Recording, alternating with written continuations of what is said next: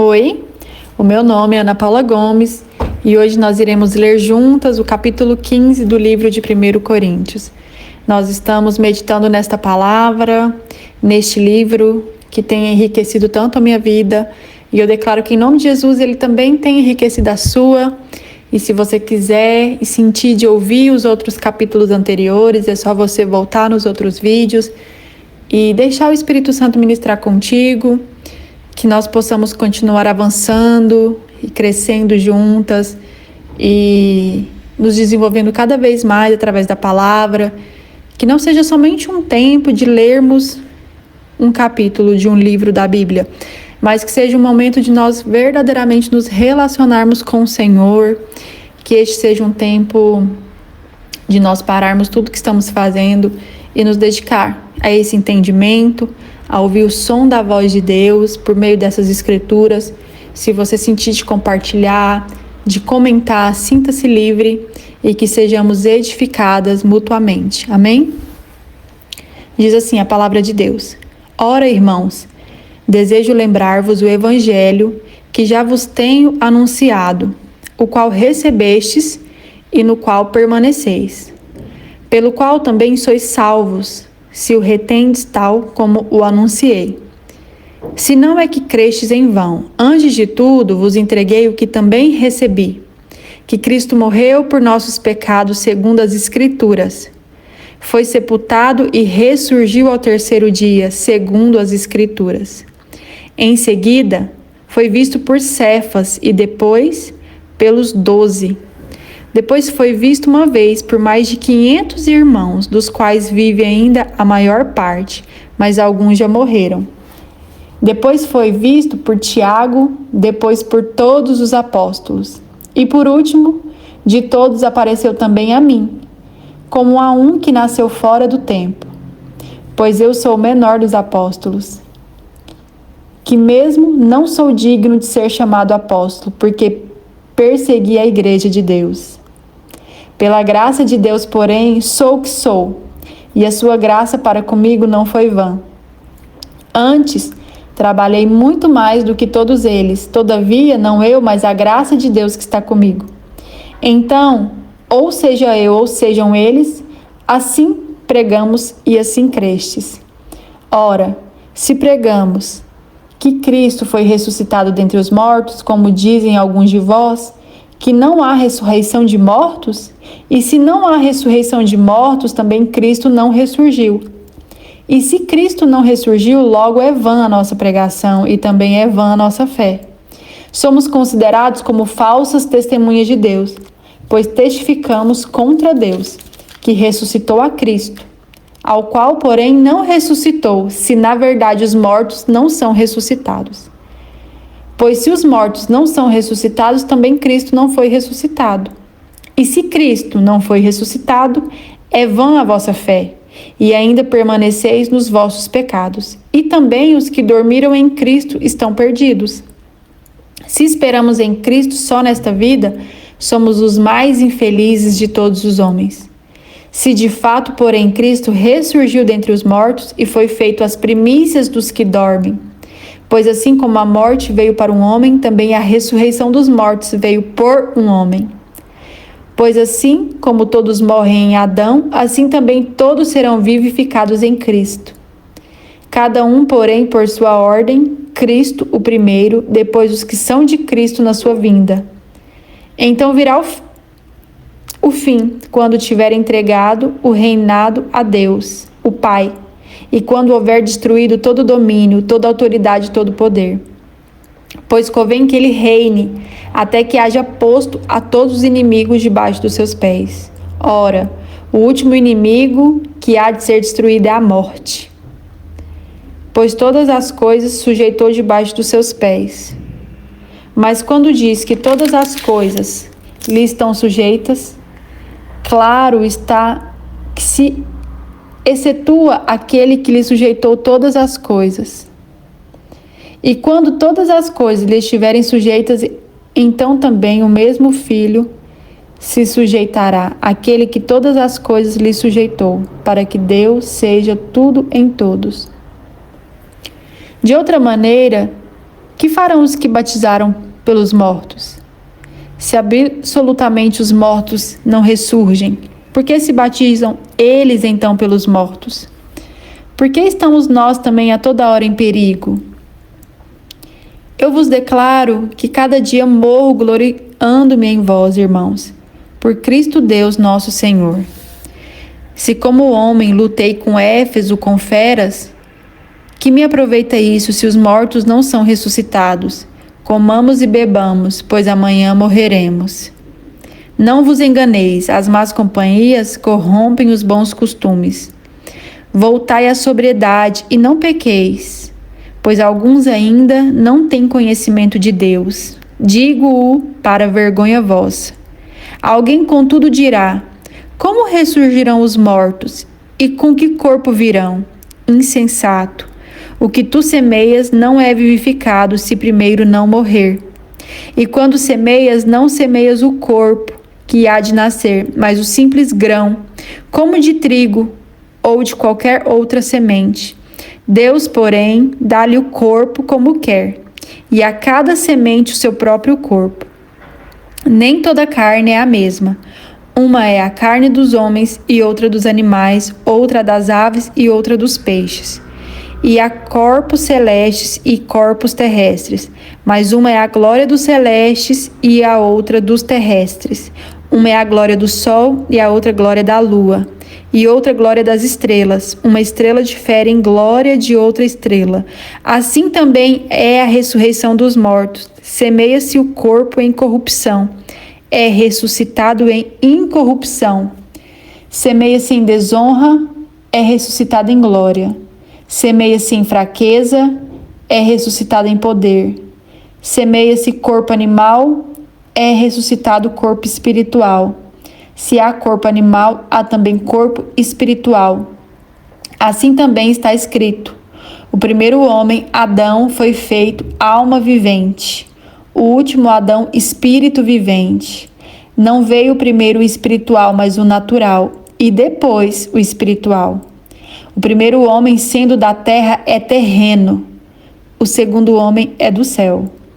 Qual o terreno, tais são também os terrenos, e qual o celestial, tais também os celestiais. E assim como trouxemos a imagem do terreno, assim traremos também a imagem do celestial. E agora digo isto, irmãos, que a carne e o sangue não podem herdar o reino de Deus, nem a corrupção herda a incorrupção.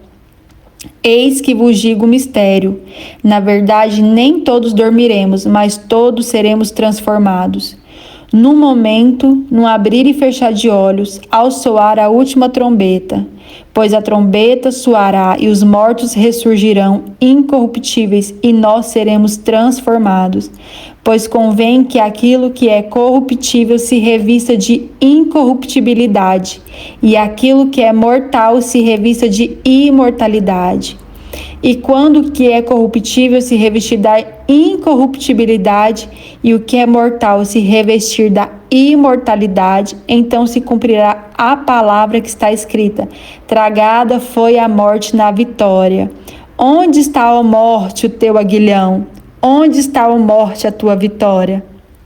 Ora, o aguilhão da morte é o pecado, e a força do pecado é a lei. Graças, porém, a Deus que nos dá a vitória por nosso Senhor Jesus Cristo.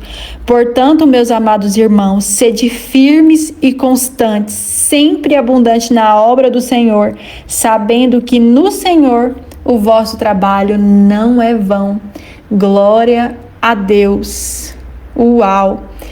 Muitas informações, muitas coisas profundas que eu gostaria de destrinchar nesse texto, mas que muitas vezes nós não conseguimos assimilar na profundidade. Então vamos respirar fundo e vamos começar a meditar nesta palavra, que aqui não fala somente sobre doutrina, aqui fala sobre o que nós mais evitamos no nosso cotidiano: a morte, o medo, as incertezas. E pode-se dizer também que esse capítulo ele nos lembra do quão poderoso é a nossa história. Do quão poderosa é a nossa história, na verdade. E ela não termina onde nós imaginamos. Aqui, Paulo está escrevendo para uma comunidade que naquela época tinha muita confusão, era uma comunidade dividida, eles viviam numa cultura que valorizava aparência, status, filosofia. E eu te pergunto, isso soa familiar para você? Será que nos dias de hoje nós não vivemos muitas vezes essas dúvidas, nós nos comparamos, muitas vezes as nossas inseguranças, elas ressoam, e nós temos uma tendência de esquecer o que é essencial. E aqui o ponto principal é nós entendermos que Cristo morreu, ressuscitou e vive. E isso traz para nós uma verdade muito pessoal. Ele vive, Ele está vivo entre nós. Muitas vezes nós estamos tão cansadas de lutar, não é mesmo? Parece que tem algumas partes de nós que morreu. Às vezes nós temos algumas coisas que nós já sepultamos, sonhos, alegrias, de repente até a nossa identidade. E aqui neste capítulo, nós temos uma revelação. Se Cristo ressuscitou, então absolutamente nada está perdido, porque Ele nos traz essa revelação. Ele nos traz esse entendimento se nós realmente entendermos a mensagem da palavra. Aqui Paulo insiste em dizer-nos que se não há ressurreição, tudo perde o sentido. A fé, o amor, o esforço. Nós precisamos entender que tudo depende dessa revelação. A forma como nós vamos enxergar o mundo, a beleza que nós vamos, de fato, trazer para a maneira como nós apreciamos, a maneira como nós produzimos, a maneira como nós sentimos. O ponto central é nós entendermos a ressurreição do Senhor, a ressurreição do Senhor em Cristo. Existe um corpo incorruptível, minha irmã, preparado. Existe uma vida para nós que não será marcada por dor, por comparação ou por desgastes. E isso muda tudo, muda o foco, muda a visão, muda o propósito. E eu e você precisamos entender essa verdade, ela precisa ser incutida no mais profundo do nosso coração. Nós não estamos percebendo muitas vezes, nós não precisamos provar o nosso valor o tempo todo. Eu digo isso recorrentemente. Nós não precisamos carregar o peso do mundo sozinho. Alguém já fez isso por nós através da cruz. Nós não precisamos viver com medo constante de falhar, de envelhecer, de perder alguma coisa, porque a ressurreição de Cristo é a garantia de que Deus transforma fragilidade em glória, que eu e você possamos verdadeiramente compreender essas verdades. Paulo trouxe aqui a imagem de uma semente, algo pequeno, enterrado, aparentemente morto, mas que carrega vida dentro de si. Nós nunca saberíamos ou saberemos a vida que existe dentro de uma semente, nunca saberemos, se não a plantarmos. E se você se sente assim hoje, de repente enterrado em responsabilidades, em silêncio, em dores não ditas, eu quero te dizer, você pode ressuscitar, porque Cristo te possibilita. Deus viu o potencial em você.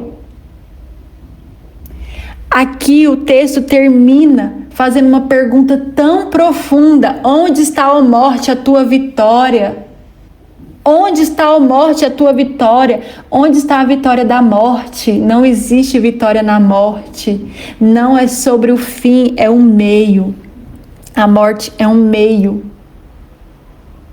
Quero te dizer, minha irmã, é pela graça, é pelo favor que não merecemos, que nós temos a possibilidade de viver de forma extraordinária essa revelação dessa palavra gloriosa. Se você tem vivido como uma pessoa sem esperança, ou como uma pessoa aprisionada, ou com medo, Paulo, ele deixa uma direção para mim e para você. Sejamos firmes, sejamos constantes, sejamos sempre abundantes nas obras do Senhor. Porque nós iremos entender que o nosso trabalho não é em vão. Que eu e você possamos viver uma vida com propósito, focada nesse entendimento, mesmo cansadas, mesmo nos nossos processos, mesmo sem ter uma visão clara, que nós possamos ter entendimento que o Senhor, Ele está conosco, nos direcionando. Não é sobre o que aconteceu, não é sobre o que sentimos, não é sobre o que o mundo espera ou diz sobre nós, é sobre o que a palavra diz. É sobre o que a eternidade tem preparado para nós.